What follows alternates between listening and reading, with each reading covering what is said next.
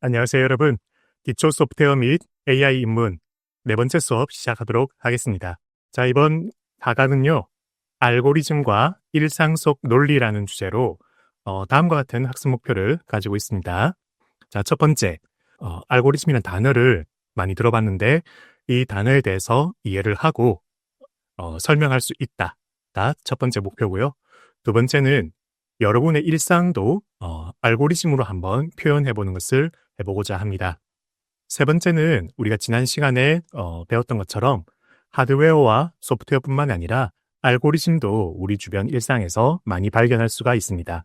이에 대해서 간단한 예시를 들어보고 우리 주변에서 발견할 수 있는 알고리즘에 대해서 이야기해 보도록 하겠습니다. 자, 그래서 알고리즘과 일상 속 논리는 다음과 같은 두 파트로 이루어져 있고요. 첫 번째는 알고리즘의 의미. 우리가 유튜브 알고리즘이다 이런 이야기도 많이 하는데 이 알고리즘이라는 단어의 뜻 알고 써야겠죠. 이거에 대한 의미를 알아볼 거고요. 두 번째는 말씀드린 대로 일상 속에서 우리가 발견할 수 있는 알고리즘에 대해서 이야기해 보도록 하겠습니다. 자, 첫 번째, 알고리즘의 의미. 알고리즘이란 어떠한 문제를 풀기 위한 순서, 어떤 문제가 있고 이 문제를 풀기 위한 순서를 우리가 알고리즘이다 라고 이야기할 수 있습니다. 물론 알고리즘의 정의는 다양하고 그리고 훨씬 더 긴 뜻도 있는데 제가 정말 간단하게 압축을 하는 거예요. 자, 문제가 있고 이 문제를 풀기 위한 방법이나 순서를 우리는 알고리즘이라고 부르겠습니다. 자, 그림을 보시면 딸기잼병이 있습니다. 딸기잼병이 있고 이 잼병 안에 있는 딸기잼을 먹고 싶은데요. 자, 그러면은 어떻게 해야 되죠? 이 잼병 안에 있는 딸기잼을 먹기 위해서는 너무 당연하게 우리는 그러면은 잼병 뚜껑을 열어야지라고 생각할 겁니다. 뭐 당연히 안에 있는 딸기잼을 꺼내려면 그렇게 해야겠죠. 그 딸기잼을 먹기 위해서는 자, 딸기잼을 먹기 위한 문제가 있고 그러면 이제 딸기잼 먹기 위해서 이 문제를 풀려면 자, 딸기잼을 먹기 전에는 잼병 뚜껑을 열어야 한다. 이게 앞에 와야 되는 거겠죠. 순서가 생기는 겁니다. 잼병 뚜껑을 열고 그 다음에 안에 있는 딸기잼을 먹을 수가 있다. 이렇게 순서가 생기는 거죠. 자, 그런데 이러한 순서를 이해하지 못하는 강아지나 몇몇 동물들은 또는 뭐 우리 아주 어린 아기들도 있을 수 있겠고 자, 그럼 잼병을 보고 어, 저거를 먹고 싶은데 어떻게 할 줄 모르니까 물론 뭐 강아지가 잼병 뚜껑을 열지 못해서 그런 것도 있을 수 있겠지만 먹고 싶어 가지고 그냥 잼병을 손으로 뭐 툭툭 치고 굴리고 입으로 그냥 뭐 물고 그러고 있을 거예요. 이제 뚜껑을 열어야지만 먹을 수 있다는 사실을 모른다면은 또는 그 순서를 이해하지 못한다면은 그런 식으로 이제 딸기잼에 접근을 하게 되겠죠. 다만 우리는 이제 잼을 먹으려면은 잼병 뚜껑을 먼저 열어야 된다는 걸 알고 있다. 자, 우리가 라면을 끓이는 알고리즘을 한번 생각을 해봅시다. 라면을 끓일 때는 우리가 몇 가지 순서가 있죠. 자, 라면을 끓인다는 것을 우리가 문제로 봤을 때 이러한 것도 순서가 생기고 그러면은 알고리즘이라고 볼 수도 있을 겁니다. 물론 이제 저는 설명을 위해서 대단히 이제 예시를 좀 비약적으로 드는 거긴 합니다. 자, 어떤 순서로 해야 될까요? 제가 일부러 네모칸 안에 있는 내용들을 섞어 놨어요. 자, 첫 번째, 라면 봉지를 뜯는다. 그리고 밑으로 갈 수도 있고 오른쪽으로 갈 수도 있는데 뭐 밑으로 가볼까요? 라면 봉지를 뜯는다, 물을 끓인다, 면을 넣는다, 그 다음 이제 오른쪽 위로 올라가서 계란을 넣는다, 5분 더 끓인다, 그리고 마지막에 분말 스프를 넣는다. 요렇게 라면을 끓이면 좀 이상해지겠죠? 자, 봉지를 뜯고 물을 끓였어요. 자, 그럼 물이 끓고 있을 때 면을 넣었습니다. 면을 넣고 거기에 이제 계란을 넣으면은 지금까지는 뭔가 계란국처럼 되겠네요. 면이 있고 계란이 있고 그 상태로 5분 더 끓이는 거예요. 자, 그런 다음에 그 팔팔 끓고 있을 때 분말 스프를 넣는다. 머릿속으로 상상해 보니까 뭐 그 정도도 먹을 수는 있으려나 먹을 수 있을 것 같기도 한데 저는 굳이 그렇게 하고 싶진 않네요. 자, 제가 이렇게 한번 순서를 가져와 봤습니다. 첫 번째, 물을 끓인다. 그 다음에 라면 봉지를 뜯는다. 자, 물을 끓이고 있는 도중에 좀 시간이 있죠. 이제 100도가 돼서 물이 팔팔 끓을 때까지는 시간이 좀 있으니까 물을 먼저 끓이고 그다음 라면 봉지를 뜯고 이제 면을 넣고 분말 스프를 넣고 5분 더 끓이고 이제 많이 끓었을 때 마지막으로 계란을 넣은 다음에 뭐 조금 더 휘저어서 먹어도 되고 그런 식으로 하면 될 것 같아요. 여기서 조금씩은 순서가 바뀌어도 될 겁니다. 라면 봉지를 먼저 뜯고 물을 끓인다 하더라도 전체 조리 시간에는 조금의 차이는 있을 수 있지만 이 두 개가 순서가 바뀌는 것이 그 라면의 맛에는 큰 차이가 없을 거예요. 그리고 사람에 따라서 면을 먼저 넣으시는 분이 있고 스프를 먼저 넣으시는 분이 있을 거고요. 그 다음에 계란을 좀 더 일찍 넣는 분, 저처럼 마지막에 넣는 분, 여러 가지 방법이 있을 겁니다. 그래도 대체적으로는 라면을 끓인다고 할 때 요 정도의 순서가 봤을 때 아, 라면은 이렇게 끓이면 되겠구나 하는 순서라고 이해를 하실 수가 있을 거예요. 그런데 이 순서가 앞에서 본 것처럼 조금 이제 엉뚱하게 된다거나 한 가지 과정이 생략된다거나 하면은 라면이 이상하게 끓여지겠죠. 그러면 이제 우리가 이런 라면을 끓이는 알고리즘이 좀 잘못됐다라고 생각을 할 수가 있을 겁니다. 개발자들 사이에서 그 유명한 알고리즘 이야기를 하나 해볼까 합니다. 자, 계란과 우유. 여기선 제가 엄마가 아이한테 심부름을 시키는 걸로 했는데 원래는 이제 와이프가 남편에게 심부름을 시키는 그런 이야기이긴 해요. 자, 엄마가 아이한테 심부름을 시킵니다. 얘야, 우유 하나만 사와. 계란 있으면 6개 사오고. 자, 그리고 오른쪽에 그림을 보면 아이가 우유를 6개를 사왔죠. 엄마는 깜짝 놀라 묻습니다. 아니, 왜 우유를 6개나 사왔어? 그러니까 아이가 대답하기를 계란이 있었어. 라고 대답을 해요. 자, 요게 개발자들이 알고리즘을 얘기할 때 종종 하는 농담 중에 하나인데 자, 엄마의 의도는 뭐죠? 엄마의 의도. 원래 이제 엄마가 아이한테 심부름을 시켰던 그 의도. 우유 하나만 사와. 계란 있으면 6개를 사와. 이 말은 우유 하나를 사고 그런 다음에 가게에 계란이 있으면은 계란 6개를 사오란 얘기죠. 여기서 얘기를 하다 보니까 그 목적어가 하나 빠지긴 했습니다. 이게 완벽한 문장이 되려면은 아이가 혼란을 겪지 않으려면은 얘야 우유 하나만 사와. 계란 있으면 계란 6개도 사와. 6개가 무엇을 말하는 건지, 어떤 거 6개를 말하는 건지 그 목적어를 붙여줬으면은 훨씬 더 명확하게 됐을 거예요. 자, 그런데 아이는 어떻게 이해를 했죠? 아이는 계란이 있으면은 자, 계란이 있으면은 우유를 6개 사오라는 걸로 이해를 했습니다. 우유를 6개. 그러다 보니까 가게에 갔더니 가게에 계란이 있었죠. 계란이 있었고 그래서 우유를 6개 사온 겁니다. 자, 요거를 우리가 순서도로 한번 볼까요? 순서도. 자, 요런 그림은 여러분들 학교에서도 고등학교 때 배운 아마 중학교 때 이런 순서도를 배우지 싶은데 제가 중고등학교 수학을 안 본 지가 좀 오래돼가지고 헷갈리네요. 이런 순서도를 보신 적 있을 겁니다. 자, 엄마의 알고리즘.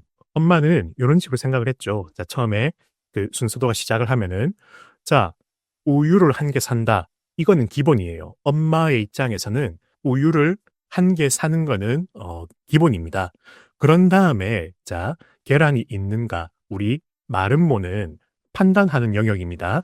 순서도에서 무언가 예 아니오로 판단할 경우가 있을 때 마름모로 표현을 합니다. 자, 그래서 마름모를 보면은 계란이 있는가? 가게에 갔더니 계란이 있는가? 있으면 계란을 6개 사고 아니면 뭐 계란이 없으니까 뭐 살 필요가 없는 거겠죠. 아니면은 아무것도 안 사고 종료합니다. 그럼 어떻게 되는 거죠?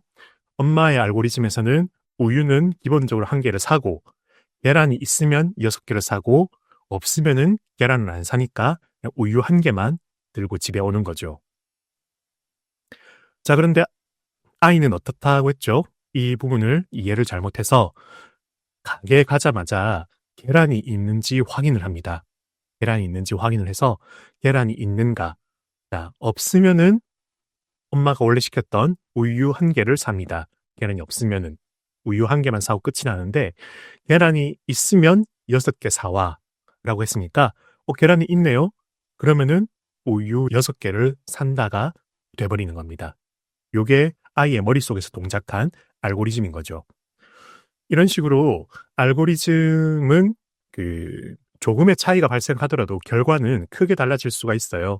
특히나 우리가 이렇게 말로 하는 것들을 논리적으로 표현을 하다 보면 이렇게 표현될 수도 있고 저렇게 표현될 수 있는 것이 많습니다. 우리의 말은 그만큼 좀 이제 생략되거나 아무래도 말을 하다 보면 주어라든지 목적어라든지 이런 것들이 구두로 하다 보면은 생략되는 경우가 많아요. 앞에서 나왔던 명사는 그 뒤에는 대명사, 뭐 이것저것 그것 이런 것들로 바뀌기도 하고 위에서 한번 나왔던 내용들이 자연스럽게 생략되기도 하는 등 그런 식으로 이제 좀 구체적이지 않게 됩니다. 그러다 보면은 이런 식의 혼란이 생길 수도 있는 거죠. 그래서 이런 문장을 알고리즘으로 옮기다 보니까 이러한 문제가 발생을 한 거죠. 자, 그러면은 과연 이것만이 이 알고리즘의 문제였을까요? 한번 더 깊이 보도록 합시다. 자, 엄마가 아이한테 처음에 시켰던 심부름은 얘야, 우유 하나만 사와. 계란이 있으면 6개 사오고. 딱 요 문장이었죠. 근데 이 문장에서 얼마나 많은 예외적인 상황이 발생할 수 있는지 한번 살펴봅시다. 자, 아이가 가게에 갔는데 항상 엄마 손을 잡고 가던 그 가게에 문이 닫혀 있었어요. 그럼 아이 입장에서는 여기서 판단을 해야겠죠. 다른 가게로 가든지 아니면은 집으로 돌아가든지 좀 생각을 해봐야 될 겁니다. 근데 아이의 입장에서는 다른 가게가 어디 있는지 모를 수도 있고요. 아직 어린아이니까, 뭐 가다가 길을 잃을 수도 있는 거니까. 그런 경우에는, 다시 그냥 집에 돌아가서 엄마한테, 엄마, 가게 문 닫혀 있었어요. 그렇게 얘기할 것이냐. 아니면은 주변에 조금 더 둘러보고, 가게를 발견해서, 새로운 가게를 발견해서 엄마의 심부름을 완수할 거냐. 이런 문제도 발생할 수 있죠. 자, 그리고 두 번째. 가게에는 갔어요. 그런데 애초에 우유도 없다면, 자, 그럼 아이는 어떻게 해야 될까요? 엄마의 심부름을 달성할 수 없는 상황이 발생을 했습니다. 어, 우유를 사오라고 했는데, 이게 이제 뭐 엄마의 원래 의도가 되었든, 엄마의 원래 의도라고 하면, 어쨌든 우유 1개는 사야 되는 거고, 아이의 잘못된 알고리즘이라 하더라도 어쨌든 1개나 6개를 사야 되는데 우유가 없으면은 이 미션을 달성할 수가 없게 되는 거죠. 자, 그리고 세 번째. 늘 먹던 우유가 없고 처음 보는 우유가 있다. 뭐 우유도 여러 가지 종류가 있겠지만 되게 비싼 우유가 있어요. 그렇다고 할 때 아이가 이걸 선뜻 구매를 할 수가 있을까? 어린아이 입장에서는 평소에 먹던 것보다 비싼 우유를 사갔을 때 엄마한테 혼날 수도 있지 않을까? 뭐 그렇게 걱정할 수도 있겠죠. 상상을 한번 해보세요. 아니, 왜 시키지도 않은 일을 했어?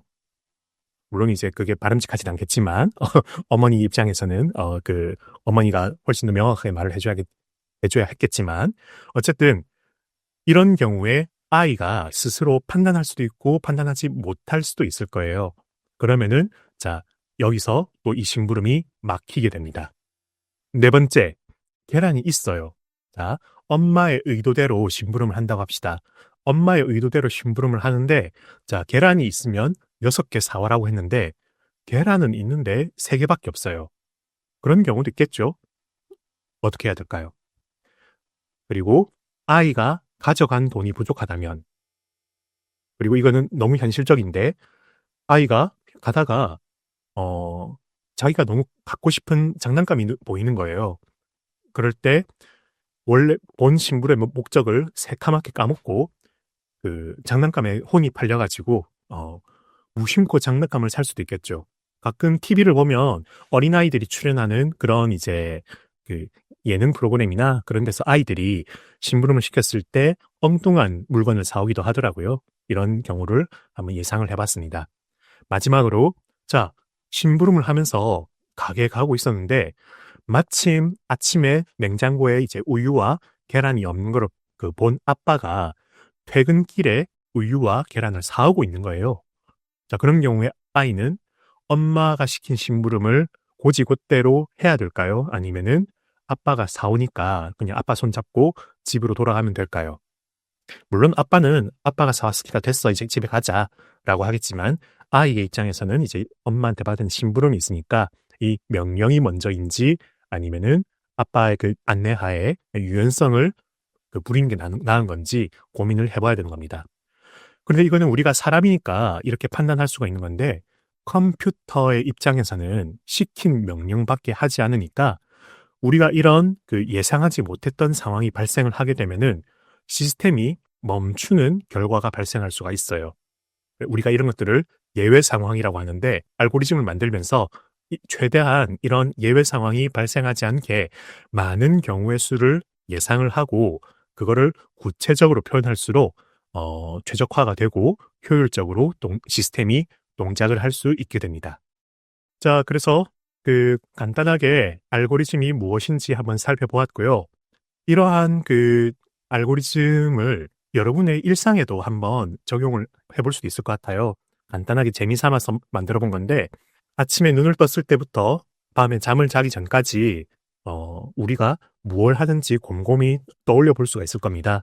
이제 여러분이 대학교 입학을 하셔가지고 아침마다 일어나서 학교에 등교를 하고 그 수업을 들으러 오실 텐데요. 아침에 일어나기 싫죠. 아침에 이제 힘들게 일어나는데 자, 아침에 알람이 울렸어요. 알람이 울리면은 자, 시계를 먼저 보겠죠.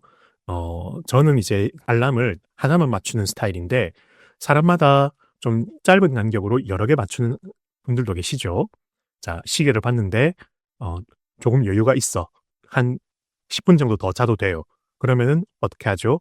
5분 뒤로 알람을 밀어놓고 5분 더 잘 수도 있죠.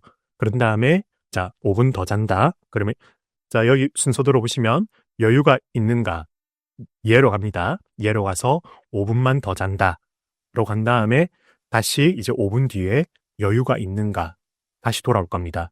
그리고 다시 시계를 보니까 아까 10분 남았었는데 이제 5분 정도 더 여유가 있어요. 그러면 어떻게 하죠? 조금 더 잡니다. 다시 알람을 타이트하게 맞춰놓고 잠을 한번 더 자죠. 그런 다음에 5분이 지나고 이제 마지막 알람이 울렸습니다. 자, 그런 다음에 여유가 있는가? 자, 여유는 없어요. 자, 그런데 오늘 1교시 수업이 출석 체크를 하시는 교수님인가? 가끔 가다가 출석을 그렇게 열심히 열심히 체크 안 하시는 교수님이 계실 수도 있죠.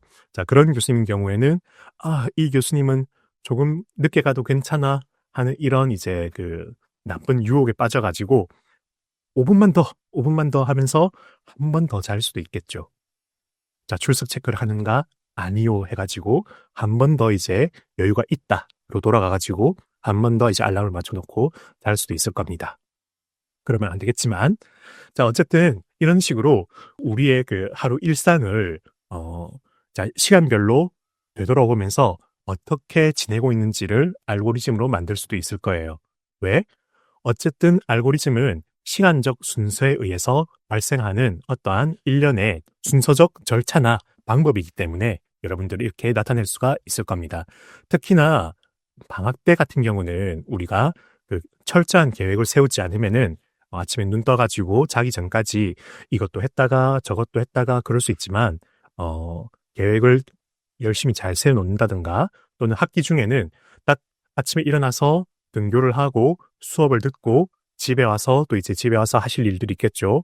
뭐 잠깐 쉬었다가 뭐 유튜브도 봤다가 과제도 했다가 그리고 이제 마지막 마무리를 하고 주무실 텐데 딱 그 하루가 일정이 정해져 있으면은 우리가 그거를 반복적으로 돌아가는 알고리즘을 생각해 볼 수도 있을 겁니다. 우리는 그런 경우에 좀 반복적으로 고정적으로 돌아갈 때 루틴이라 부르기도 하죠. 루틴. 자, 그래서 여러분들의 일상도 한번 생각해 볼 수 있을 것 같습니다. 자, 일상 속의 알고리즘입니다. 우리 유튜브 알고리즘, 넷플릭스 알고리즘 이런 얘기를 많이 하죠.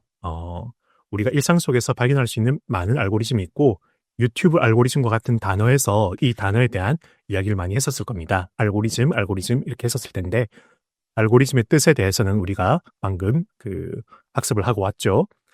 자, 우리가 자주 보는 일상 알고리즘 중에 추천 알고리즘이 있습니다. 유튜브라든지 넷플릭스 이런 데서 쉽게 발견할 수가 있고요. 자, 제가 넷플릭스는 보진 않는데 넷플릭스 홈페이지에 가보니까 자, 회원님을 위한 콘텐츠라고 해서 이렇게 몇 편의 드라마들이 나오더라고요. 요 캡처를 한번 해봤고요. 자, 추천 알고리즘은 추천하는 방식이 몇 가지가 있습니다. 자, 첫 번째는 내가 과거에 구매한 것을 바탕으로 추천하는 게 있어요. 내가 구매한 것 바탕으로 추천. 자, 제가 옛날에 빨간 색깔 티셔츠를 구매를 했다고 가정을 합시다. 예전에 온라인 쇼핑몰에서 빨간 색깔 옷을 구매한 적이 있어요. 자, 그러면은 오랜만에 제가 그 쇼핑몰에 다시 들어가 보니까 지난번에 구매했던 그 빨간 옷을 기준으로 이번 이건 어떠세요 하면서 몇 가지 다른 빨간 옷들을 추천해 줄 수도 있고요. 또는 색은 빨갛지 않지만 빨간 티셔츠였으니까 또 다른 파란색 티셔츠 또는 노란색 티셔츠 이런 식으로 다른 티셔츠를 추천할 수도 있을 거예요. 이런 것들은 제가 예전에 구매한 것을 바탕으로 추천을 해줄 수도 있습니다. 자, 그리고 쇼핑몰에서는 제 개인 정보를 좀 가지고 있죠. 저의 나이나 살고 있는 지역 또는 결혼을 했는지 아닌지 학생인지 직장인지 그런 몇 가지 저에 대한 카테고리를 가지고 있을 겁니다. 자, 그러면은 나와 성향이 비슷한 사람들이 구매한 것을 추천할 수도 있을 거예요.